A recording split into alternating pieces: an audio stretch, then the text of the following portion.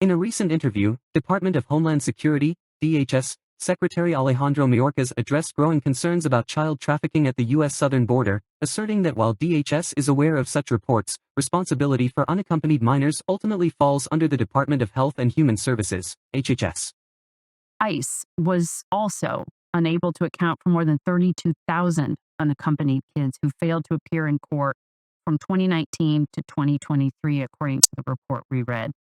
The incoming border czar, Tom Homan, says these children are being exploited and trafficked. Is that true?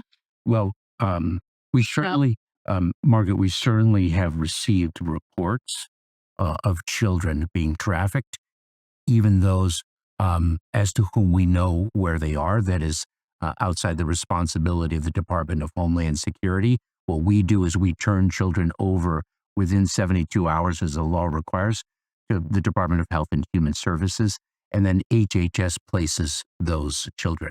Of course, we investigate cases of trafficking, but there are children who are reunited with a parent here in the United States or a legal guardian, and they move, and sometimes the government loses track. Individuals do not comply with the reporting obligations or otherwise. I think it is inaccurate to say that all of them are trafficked or victimized. There are a number of reasons why we might lose track of an individual.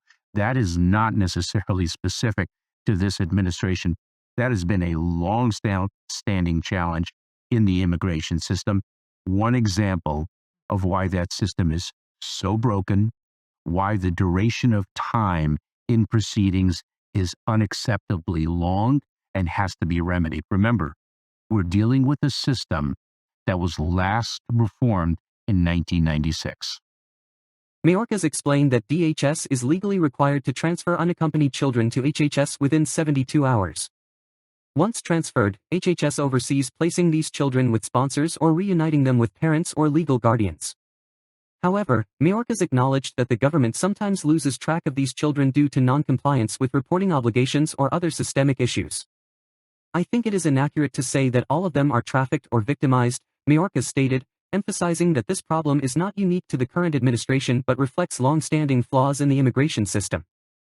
Critics have seized on Mayorkas's remarks, accusing him of deflecting responsibility and downplaying the severity of child trafficking at the border.